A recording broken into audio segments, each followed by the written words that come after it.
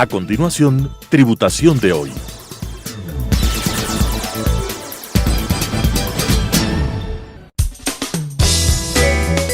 Clasificación A. Apto para todo público.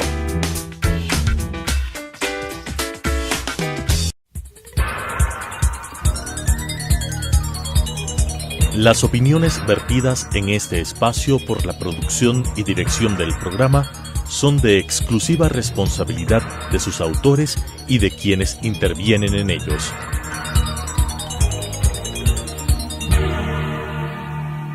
Telesucesos Canal 29 UHF presenta Tributación de hoy, un programa destinado para los ciudadanos en su entorno fiscal para el Ecuador, con la conducción de la doctora Cristina Trujillo. Tributación de hoy. Tributación de hoy, un programa diferente donde abordaremos temas relacionados con el ámbito tributario, financiero, laboral. Pero sobre todo tenemos la importante entrevista con personalidades que nos ayudarán a comprender el ámbito legal vigente en nuestro país. El día de hoy tengo la entrevista con nuestra querida amiga Camille Espier del Estudio Jurídico Gasset. Estimada Cami, ¿cómo estás? Qué gusto tenerte el día de hoy. Siempre me gusta tener gente joven, gente innovadora. Sé de tu profesionalismo y sé todo lo que estás haciendo en este estudio jurídico tan importante. Y quiero conversar un tema sobre estas obligaciones societarias que las empresas tenemos que presentar ya en este primer trimestre en la Superintendencia de Compañías. Son varias dudas que tienen nuestros entrevistados porque me preguntan y me dicen: soy una compañía limitada, soy una compañía anónima, ¿qué debo hacer? ¿Qué debo presentar a este organismo de control tan importante como es la Superintendencia de Compañía? Bienvenida, Cami, a tu programa Tributación de hoy. Muchas gracias, Cristina, por la invitación. Un honor para mí estar aquí contigo. Y bueno, la Superintendencia de Compañías, Valores y Seguros, como sabemos, es el órgano que rige o controla a las compañías que se encuentran establecidas en nuestro país. Tanto las compañías de domiciliación que se han domiciliado en el Ecuador, como son las sucursales extranjeras, como las compañías anónimas o limitadas, que son las más utilizadas en el ámbito general societario. Perfecto. En este sentido, a manera de control, la Superintendencia de Compañías, de acuerdo a la ley de compañías, que es la que las rige, solicita a las compañías que dentro del primer trimestre de cada año, estas deben presentar una cierta información. Para esto, las compañías deben realizar una junta ordinaria de socios en el caso de las compañías limitadas o de accionistas en el caso de las compañías anónimas. Ese es un procedimiento general que siempre lo tenemos que realizar porque tenemos esta obligatoriedad de que nuestros socios, nuestros accionistas se encuentren enterados de qué es lo que ha pasado en los periodos fiscales que se van cerrando. Y algo que es muy importante es, y el día de hoy queremos dejar claro a nuestros televidentes, las obligatoriedades que tienen estos dos principales grupos de compañías, las compañías anónimas y las compañías limitadas. Entonces, esta obligatoriedad, comencemos separando la obligatoriedad de las compañías limitadas. Somos socios de una compañía limitada, hemos realizado nuestras actividades, nuestra compañía ha realizado su actividad empresarial, ya sea de venta de bienes o prestación de servicios, y es hora de que nos informen, es hora de enterarnos qué pasó. Exactamente. ¿Qué pasa en este primer trimestre? ¿Qué tenemos que hacer? Vamos primero con las compañías limitadas. Claro, como sabemos, el órgano supremo de las compañías son los socios, en el caso de las compañías limitadas. Es por esto que se hace una convocatoria a junta ordinaria dentro de los 3 primeros meses, es por eso que se llama ordinaria. Entre enero, febrero y marzo de cada año se convoca a todos los socios de las compañías para que conozcan, en primer lugar, los balances generales de la compañía, el estado de resultados y el estado de pérdidas y ganancias. Perfecto, de esa manera los socios tenemos esta potestad de conocer qué ha pasado, qué ha pasado con nuestra inversión, qué ha pasado con esa inversión plasmada en los estados financieros, que lógicamente tienen que ser presentados de una manera adecuada por la compañía para que los socios puedan tomar decisiones. Exactamente, por eso esta junta tiene como objetivo que los socios aprueben el balance que se les va a presentar en esta junta. Adicional a esto, el gerente general o representante legal de las compañías, que no siempre necesariamente es uno de los socios, correcto, que puede ser un tercero que no es socio de la compañía, también debe presentar un informe de todas las actividades que se han realizado en el año. También para poner en conocimiento de los socios qué se ha hecho, qué no se ha hecho, las medidas que ha tomado dentro de lo que él puede, el marco legal que él puede manejarse, siempre con la autorización de la Junta, y con esto poner en conocimiento de los socios. Recordemos que el gerente general de una compañía es un mandatario.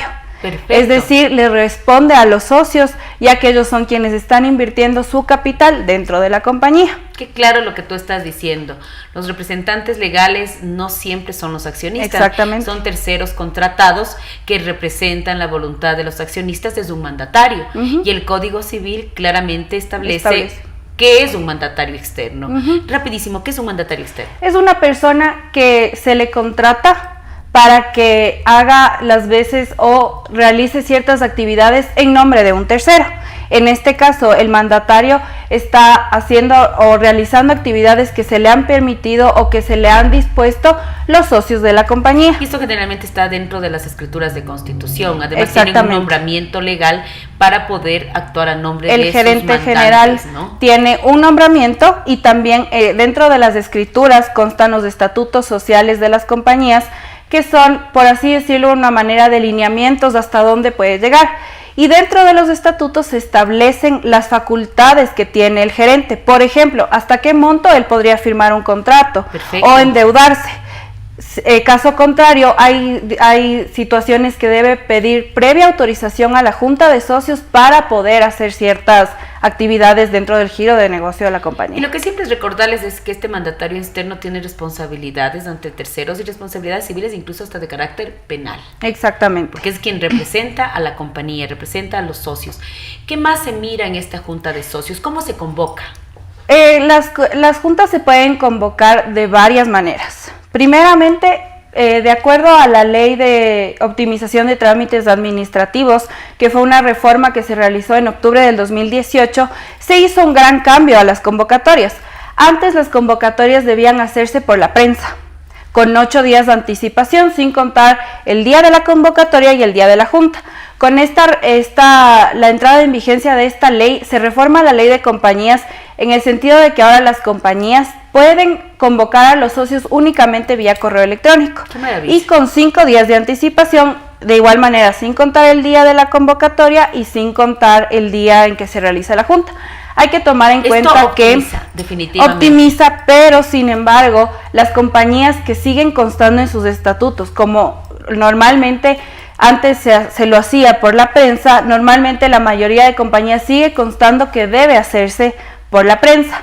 ¿Y si lo no que se recomienda es hacer una reforma al estatuto en el que conste que únicamente ahora con esta entrada en vigencia y la reforma de la ley de compañías nos ahorramos un paso que es la publicación por la prensa y únicamente hacerlo ahora vía correo electrónico, que optimiza, como bien lo dice la ley, el tiempo y hasta económicamente es muy recomendable. Genial. Eso es lo que te iba a preguntar, que si esto está dentro de nuestras escrituras, pues tenemos que seguirlo cumpliendo, caso contrario, pues tenemos que hacer una reforma estatutaria. Exactamente. ¿Qué más pasa en esta Junta de Socios? ¿Qué más se aprueba? ¿Qué más revisan estos socios una vez terminado un periodo fiscal? Me acabas de decir los estados financieros para que se aprueben, para que conozcan los resultados si fueron positivos, negativos, la acción que hace este representante legal, las acciones que toma, las acciones que va a tomar.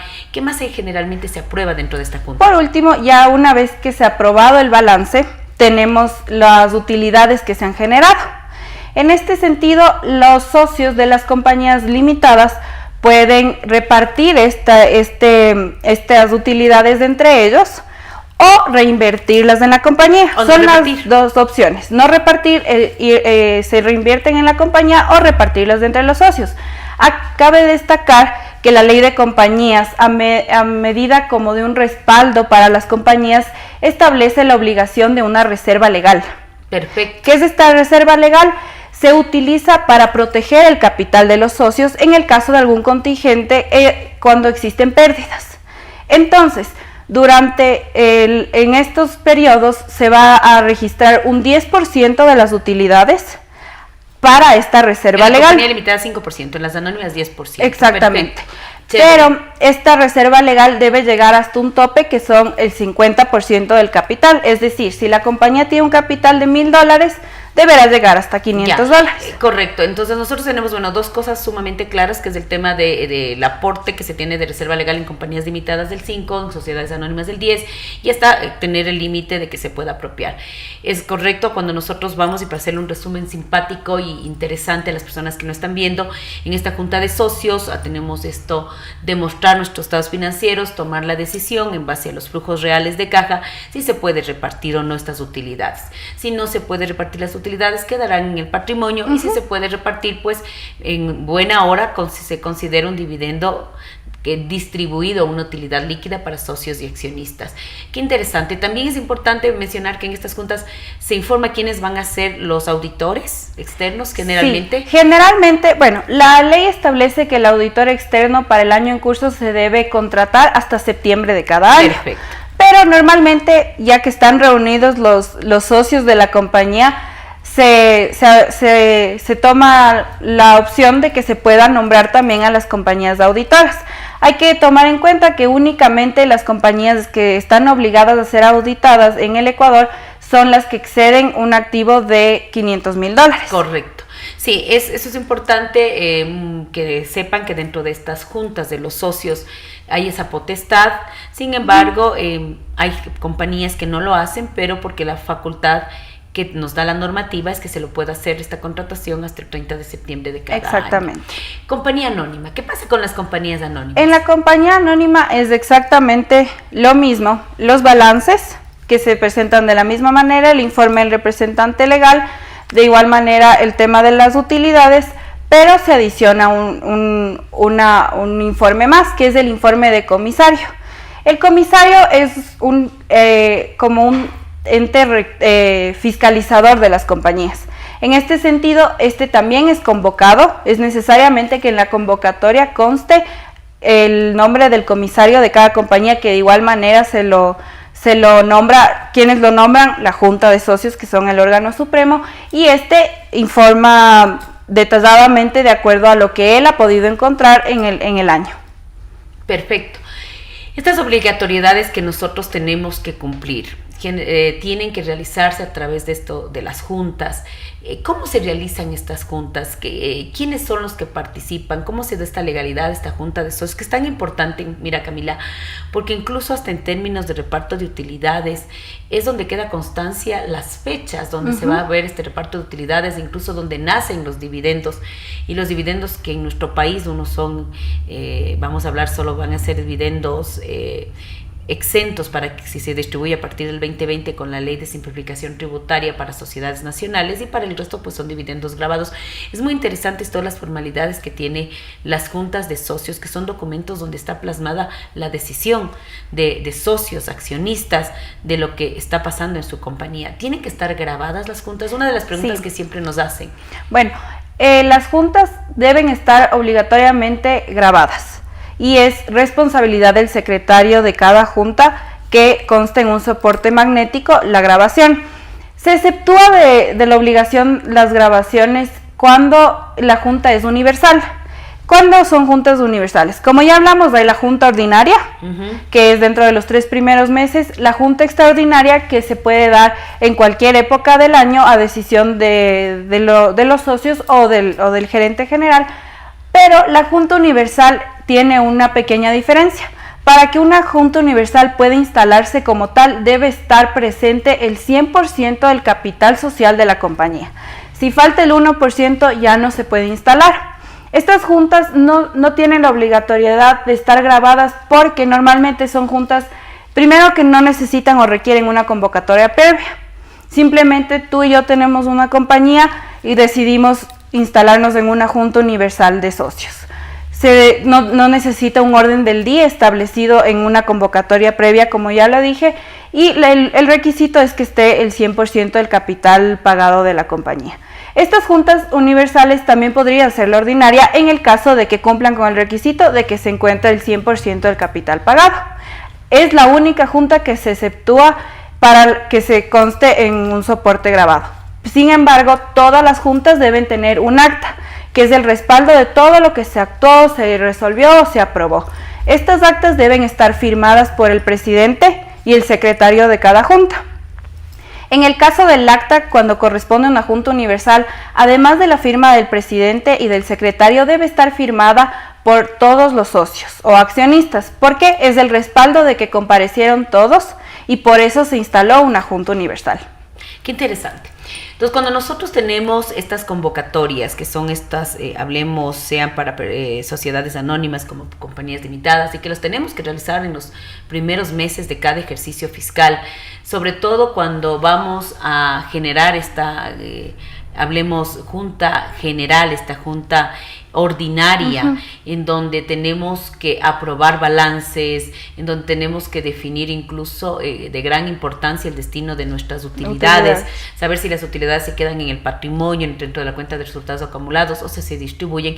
Incluso son yo digo, el punto de partida para lo que acabé de decir en un momento, hechos tributarios, sobre todo, por ejemplo, cuando una persona natural es residente en el Ecuador y es socio y es accionista, los dividendos que se distribuyen pues son dividendos grabados, y esas fechas donde constan el acta, donde deciden los socios distribuir, es la fecha donde se genera este ingreso grabado y es el punto de partida. Incluso, mira, Camila, qué interesante, el otro día conversaba con alguien y me decía, Cristina, ¿en qué fecha se consideran los ingresos grabados para estos accionistas que por ley son ingresos grabados, como el caso de las personas naturales residentes en el Ecuador o de las sociedades extranjeras?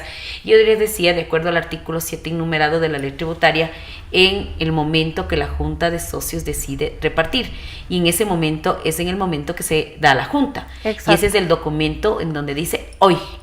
El acta es del respaldo. Exactamente. Entonces, esta acta de junta de socios tiene varias importancias, tanto para compañías anónimas como limitadas, como es la aprobación de balances, del destino de las utilidades, e incluso el punto de partida de hechos tributarios. ¿Qué pasa adicional? Aparte de realizar estas juntas extraordinarias, esta junta ordinaria en el primer trimestre, que lo hacemos las compañías limitadas y anónimas, nosotros las compañías tenemos la obligación de reportar quiénes son nuestros accionistas. Exactamente. Vamos a mirar eso.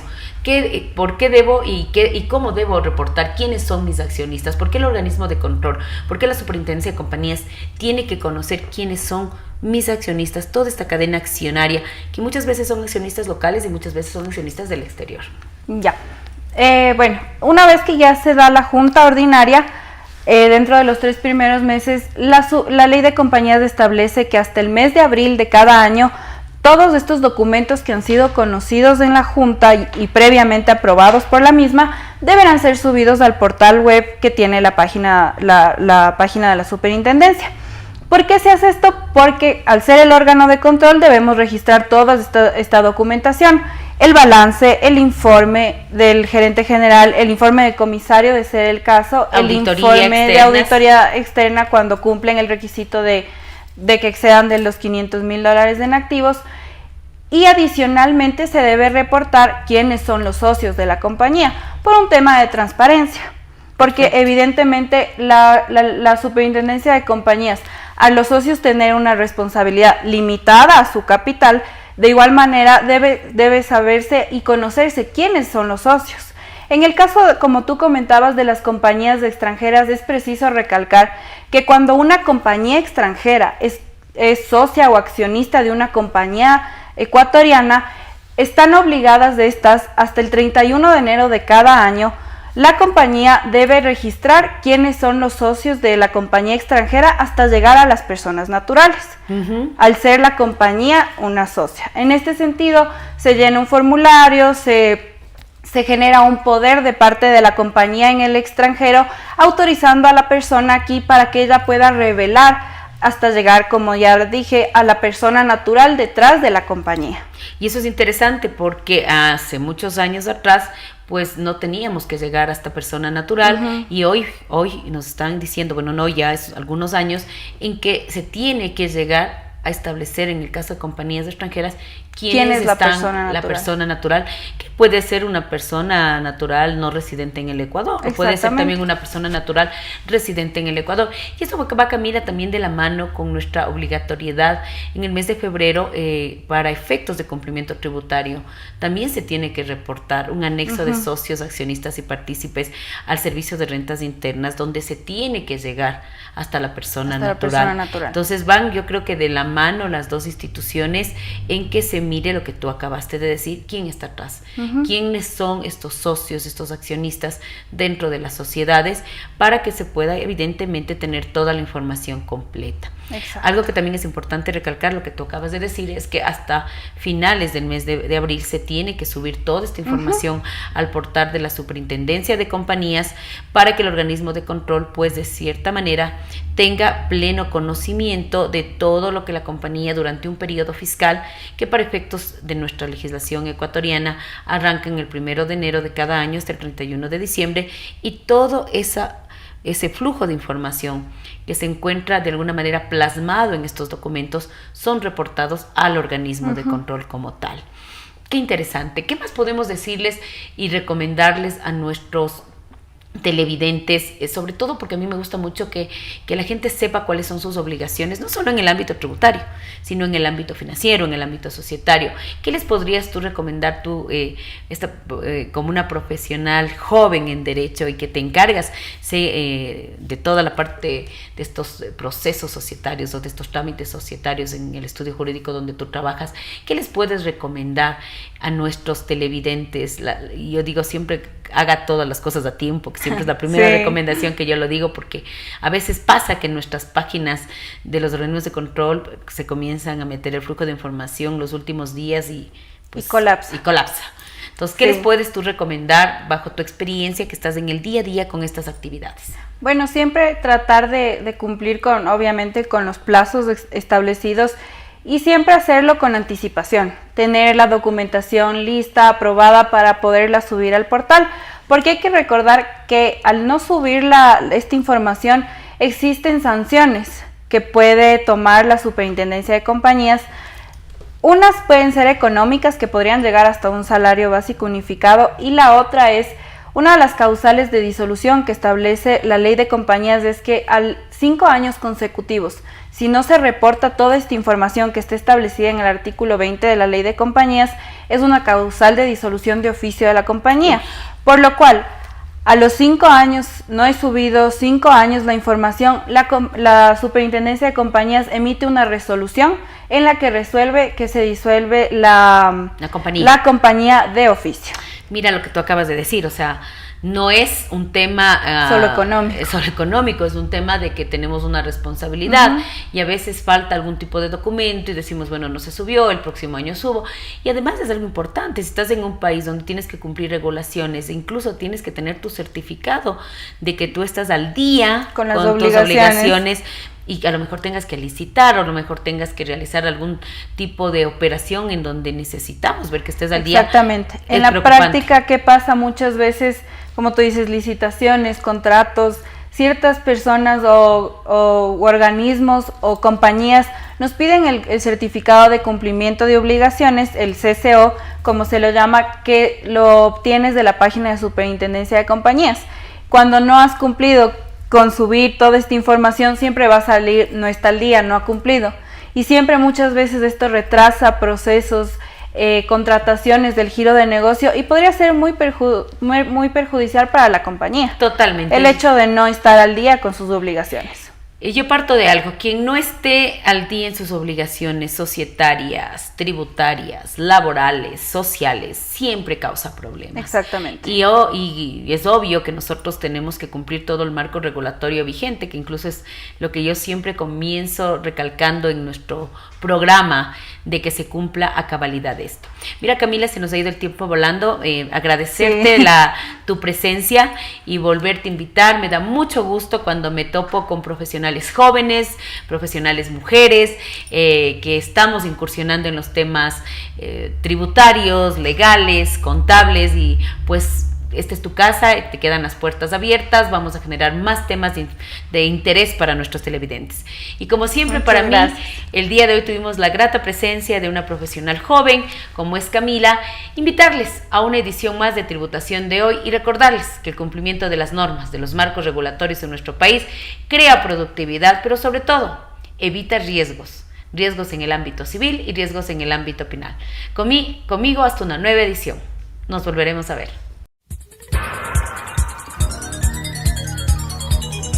Las opiniones vertidas en este espacio por la producción y dirección del programa son de exclusiva responsabilidad de sus autores y de quienes intervienen en ellos.